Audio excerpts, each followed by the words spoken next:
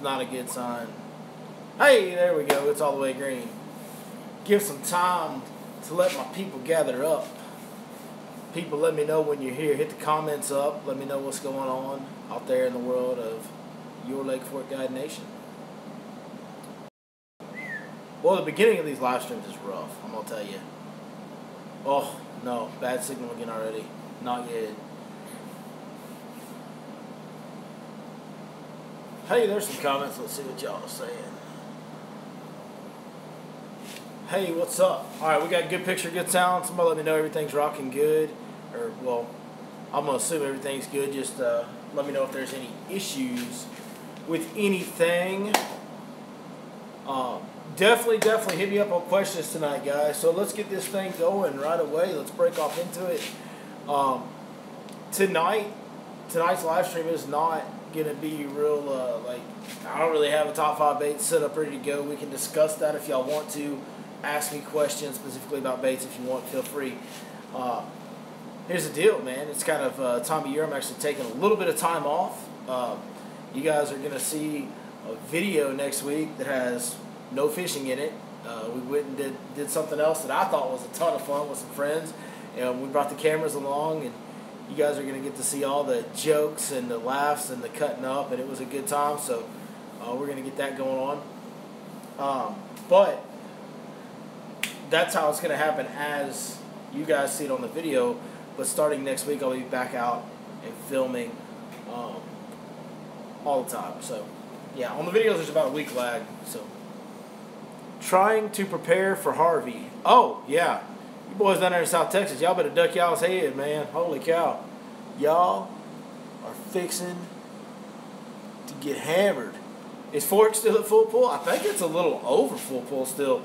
I've been out there a few days here and there the last couple of weeks, and it was over full. Yeah, it's really full. Really full pull. Line for limit spinning setup. That's a good question. We'll go ahead and answer that question right now real quick. So on my spinning setup, I always throw 30-pound braid on Lake Fork. 30-pound braid. I use a leader when I have to for slow-moving baits. I try not to when I don't have to, but 30-pound braid is what I like. I do not like fluoro on spinning gear because of line twist situation that you run into. So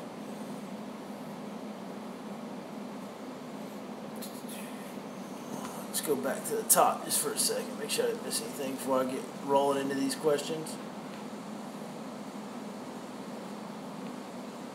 All right, we're all caught up on that. Okay, so before we get rolling, so shirts, man, I wish I could show you on the phone. I have samples inside this little machine that I'm talking to you on, or I would show you. Shirts got ordered today. I'm really excited.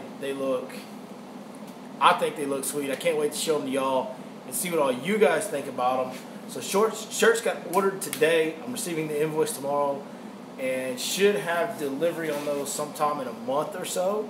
So perfect timing, right as we get towards the end of September, ready for that big fall bite. We'll have long sleeve Your Lake Fork Guide shirts ready for you guys. Be a good time. See what else. Oh, seminar. Lake Fork Trophy Lure seminar tomorrow. Do not miss. I've had some time off the water. I've been actually preparing for this one. Mostly seminars have kind of been off the cuff for me. Mike McFarland's done an excellent job prepping his seminars. All of his sonar stuff's been incredible. He's going to continue that, so you definitely want to be there. If you can't be there, definitely watch on here. Tomorrow night at 6 p.m., we're going to be at the Lake Fork Tackle Store. Super informative. I've prepared one on really some stuff that I've never really shared before on how I go about finding shallow bass in the time of year when not many people want to fish shallow throughout the summertime. When everybody out there is going out there fishing offshore structure, and you guys see me posting pictures or cutting videos where we're fishing pretty shallow water and catching fish, I'm really going to break down how I locate those fish throughout the summer in that shallow water tomorrow at the seminar. So if you can be there, I highly suggest you be there. It's going to be a phenomenal seminar. If you can't, be sure and watch us here on the Your Lake Fork Guide channel. So we're going to get that done. It's going to be a very, very informative one, very good one.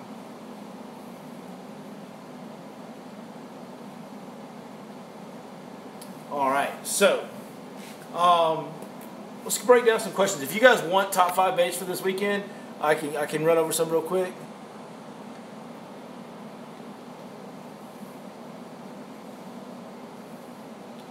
Yeah, that story is awesome. The people that run that store, Mr. Parker, Kevin Short, the girls in the back, Carrie, Miss Parker. I know I'm forgetting some. Jeremy, the guy's pouring plastics, his wife. I mean, everybody's at that store. It's a big family, man. It's a phenomenal place to be. I highly encourage you to go in there and stop in and just, if for no other reason than to meet the people that own and operate Lake Fork Trophy Lures, because they are some of the best in the world. I'm very, very proud that every one of my sponsors is not a monetary situation. I'm not sponsored by these people. I'm not working with these people for money.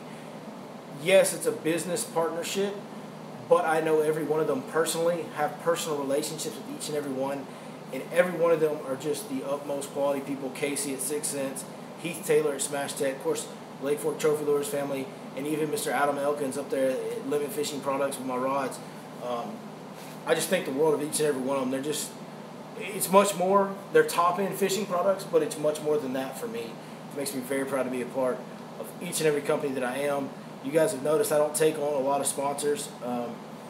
The ones that I do take on and I do promote and I do tell you about, you can go there with all the confidence in the world that they will treat you right and give you a high-end product.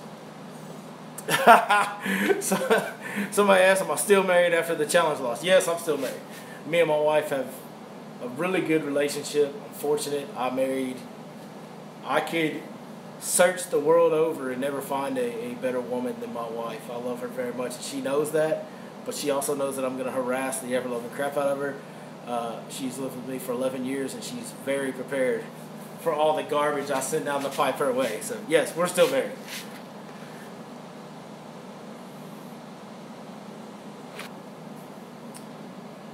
Somebody's asking about the shallow water. Would you move, or stay in a couple spots throughout the day and fish those spots hard? So that is a very good question, and it's a very open-ended question. It very much depends on your confidence in that area. Yes, there are areas that I have on Fork that I've fished almost all summer, and it's like 2 or 3 areas, and I stay in those areas half a day a piece because I know what's in there. Now, when you're finding those areas, yes, you have to move a lot. You have to cover a lot of ground. The map can be your best friend. And I don't want to go into too many details about that because that would turn into a 45-minute conversation. But be sure and watch tomorrow's seminar. If you can't watch it live, it'll post on the channel afterwards like it always does. But you want to make sure you see tomorrow's seminar at some point because that will explain all that in so much detail that you'll be able to go out and do it just like I do. Yep, my wife is doing very, very good. I'm going to try and make an episode with her involved in it here pretty soon so we can kind of fill you guys in. May even do a series going into the details of some of the stuff that we went through throughout this year because it's been a very difficult.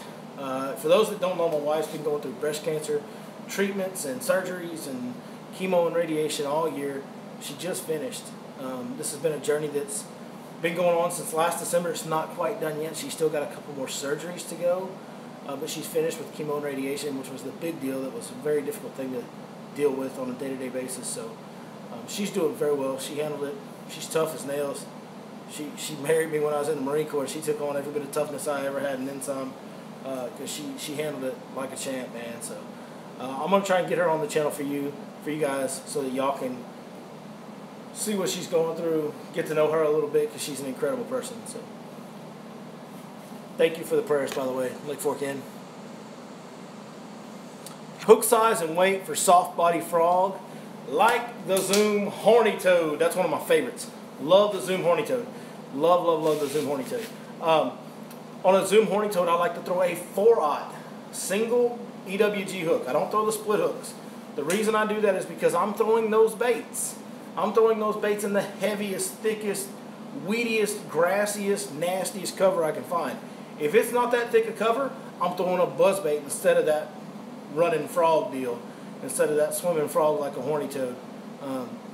So for that reason, I just use a single hook, 4/0 EWG. Owner is my favorite. Owner has a very good cutting point tip on there, a very heavy-duty wire gauge. I really like the Owner EWG hooks for my heavy duty stuff like frogging.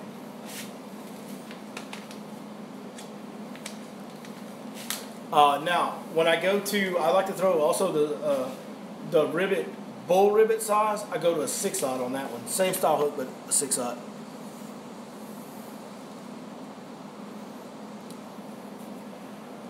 All right. Somebody says probably going to fish at Fork, but you don't have a boat yet. So I was wondering what I should use to fish from the bank. So my bank fishing advice. Man, I'm not the best because I've never really fished Fork from the bank. I immediately bought a plastic boat and would get out off the bank when I first started fishing it. So the best advice that I have, the thing that I know that the most people do, and the thing that I know has fish around it 365 days a year, is on Highway 17 you have those 3 creek arm bridges over Williams, Little Mustang, and Big Mustang. Those bridges have fish on them every single day of the year. They're accessible to bank fishing. And I know a lot of guys catch a lot of fish there on a lot of different things, but I know a drop shot, a shaky head, those type of finesse techniques work really well there. I would not be scared to throw a Carolina rig there. So all your basic slow-moving plastic stuff, when you're bank fishing, can't cover as much water. You might as well be really thorough and slow. Probably going to get you a few more bites doing that. That's probably how I would go about doing that. Just going out there, starting off blind like you guys are. So.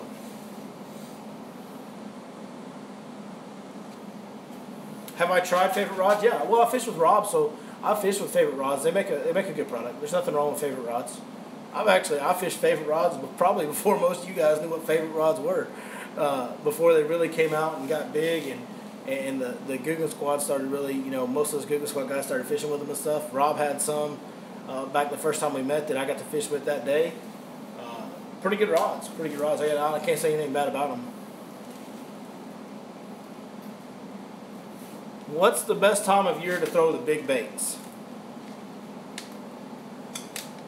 What is the best time of year to throw the big baits? So the big baits, for me, man, that's a hard thing because it depends on what you want. Like, you can always catch fish on giant baits. I mean, the truth of the matter is, people ask this question a lot, and the truth of the matter is, if you're committed enough to it, a giant bait can always catch a fish. You just have to be prepared to zero a lot of days. You have to be prepared to catch one fish a lot of days. There's just days when you're not really going to catch them. But as far as catching numbers on them, spring is not the best time of year. The best time of year, and it's harder to hit this window because it's a smaller window, they'll bite them throughout the spring, starting in late February all the way through May and into June. So you have a much broader window to try and figure that bite out in the spring. But in the fall, it can happen anywhere starting in the end of October, and it can end anywhere as late as middle of December. But somewhere in there's going to be about 3 weeks where you can bet your bottom dollar they are going to focus on big baits, and you'll catch more numbers on big swim baits than any other time of year. Now, you have to be there when they're doing it. You have to find that window. You have to be at the right place at the right time.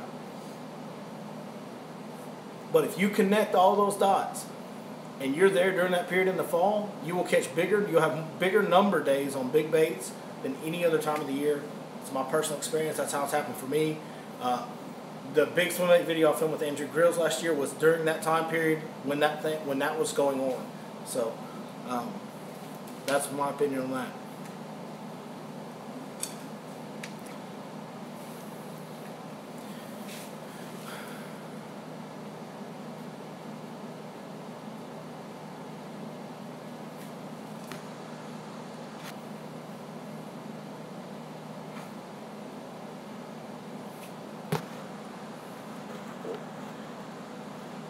See here. Okay, let's scroll back up because I know I missed a couple.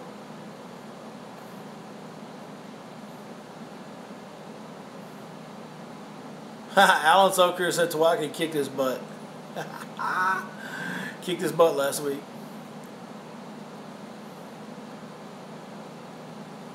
Well, somebody asked, what is my method for spooling a spinning rod to avoid the line twist issues? So my method is to use braid, honestly.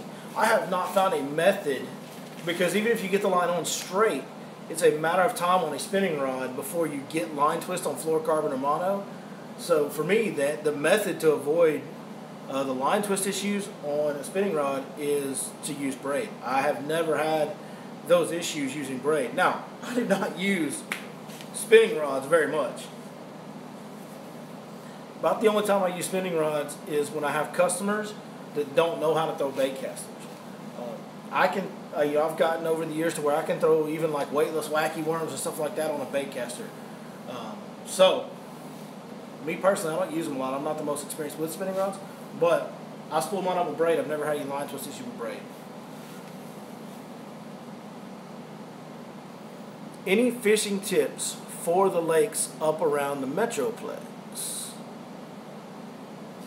Okay, so here's the deal about this channel and what we do. Let's talk about this for a second. I had a guy message me today. Said he's got a tournament coming up on Fork or something, yada, yada, yada. Where's the best area to fish? Here's the deal, guys. What we do on this channel, what I try to do on this channel, especially with the instructional, the Guides Network episodes, and the stuff that we talk about on the live streams, I try to provide you content, information that travels. We try to talk about these things, these subject matters, these tips and techniques in such a way that you can take them to DFW lakes, you can take them to South Texas lakes, you can take them to wherever. You just have to pay attention to everything that we're talking about. Follow what we talk about fishing, grass, and this and that. You can relate that to your lake. If you have a lake that doesn't have grass and you have deep offshore structure on that lake, you can apply the stuff that we talk about on deep offshore structure on this channel and apply that to your lake. It's just, we can't overthink it. I think so many times we overthink this fishing thing. These fish are not smart. We don't understand their natural habitat. People tell me, man, them Lake Fork bass, boy, they're educated, they're smart. Yeah, kind of. But have you ever ate a metal hot dog? I've never eaten a metal hot dog, but they will eat a flutter spoon all the time. They're not smart, y'all. They're really not. Oh,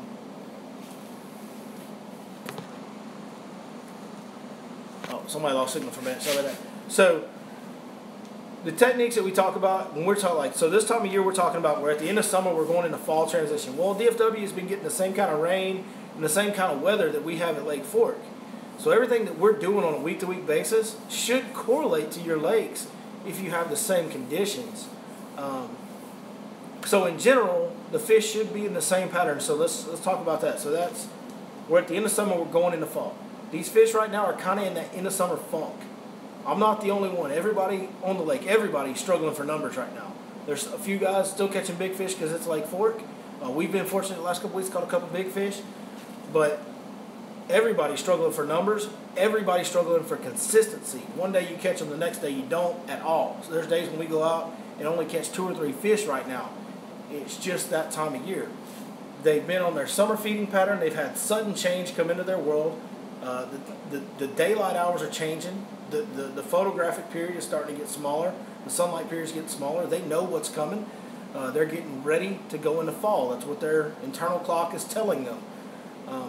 So they're kind of in that hold up, let's let all these conditions settle, and then when it's time, they're going to start feeding like crazy because that's what they do in the fall. So for DFW lakes right now, guys, it's going to be a grind for a couple more weeks. But as we get a little bit cooler weather, as some of this fresh rainwater settles into these lakes, sometime over the next couple weeks, they're going to start kicking on. So right now, what I'm doing is I'm going into my fall patterns. I'm looking for for fall in general, I like to throw frogs. Is a big deal in the fall too. It's a big deal in summer, it's a big deal in the fall. About the only time of year I don't throw a frog a lot is the winter time. So frogs is a big deal in the fall. Swim baits is a huge deal for me. I always, every single day, will spend some amount of time throwing big swim baits in the fall because I'm looking for that bite. Because when I find it, I'm going to hit the big, a lot of water and trigger some reaction bites and help you locate fish.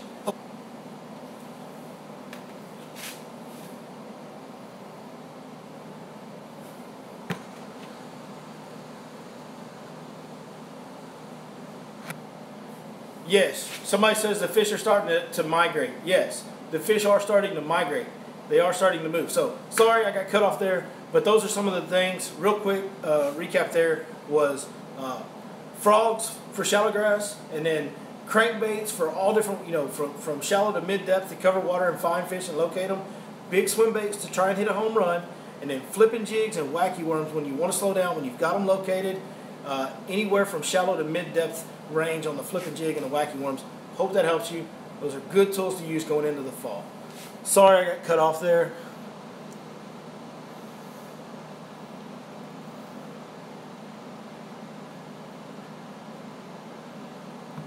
Am I a believer of fishing moon phases? I'm a believer that, especially when the bite is slow, those peak hours that they talk about on moon phases are 100% correct. That tidal phase, that moon phase, definitely affects all walks of nature.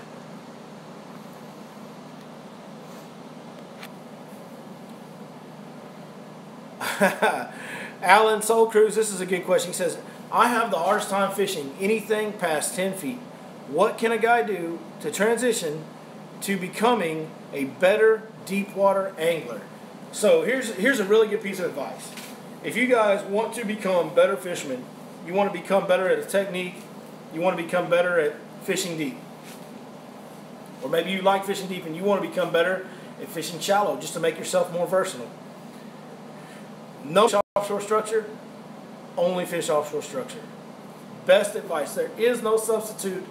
There is no better teacher than time on the water. Nothing I can tell you today will help you more than you getting out there and doing it. I've learned more in desperate times when the fish just wouldn't bite, so I just stayed with something. I tried everything I could. I couldn't figure nothing out, so I just stayed with it. I have a story about offshore structure fishing. When I was learning to do that, when Lake Fork was really low, some of the first years I was fishing it, I was having to learn how to fish offshore because I didn't really know how to do it. I'd never really done it a lot. So what I did was I was on a day where I just couldn't catch them. It was a tough day. We were kind of the same time of year, very similar time of year, probably in August, beginning September, fall transition, getting going, but not quite there yet. Well, I couldn't catch them up shallow. I couldn't catch them out deep. So I just stuck with the offshore stuff. I stayed out deep all day. I found a school of fish and I stayed on them. And what I figured out that day is that it's all about timing on that offshore structure fish this time of year. Because I stayed there for like continued this live stream. I'm very sorry for that. We're having our typical East Texas issues. I wish it wasn't that way. It is what it is. Try to answer one or two more. If I get cut off again, that's the end of it. And I do appreciate you watching as always. Be sure to tune in tomorrow night. We'll have a good signal inside the Lake Fork Trophy Lures building, and we will get you taken care of on that seminar. It's going to be a good one. Most local lakes don't have grass. What pattern for those type of lakes mainly have trees and rocks? So if those lakes have deep structure, I would be looking for deep structure. Offshore humps, ledges, points, pond dams, road beds, all those high spots with very steep ledges on them is what I would be looking for fish. Really using your electronics. Watch Mike McFarland. He's taught us a lot about electronics in our seminars. That's the pattern you have to go to in the summer, especially the end of summer. If you don't have grass, you have to go to the offshore structure.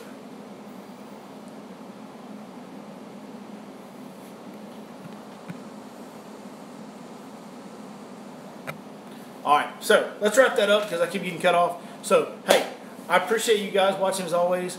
I appreciate the questions. I hope to see as many of you as possible at LFT tomorrow. If not, watch it here. Watch it on the playback when you get a chance if you can't watch it live. And other than that, shirts, as soon as we get them, I will let you know. Expect that about a month from now. Really appreciate everything you guys do for me. I can't say that enough times. So thanks for bearing with me on the Wi-Fi as well. And other than that, see you guys next time. Oh, we got a big one in. Big question. Let's see. How close you get to your marked fish on the map without being on top of the fish, but close enough to reach them with a cast.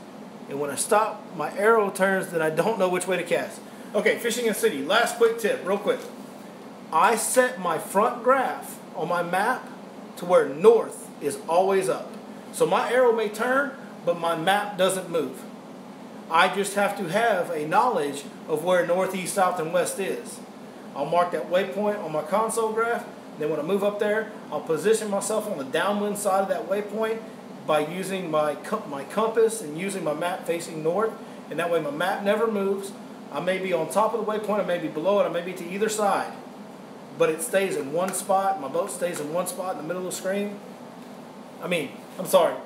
My map stays in one spot, and I move the boat around the waypoint to position myself correctly.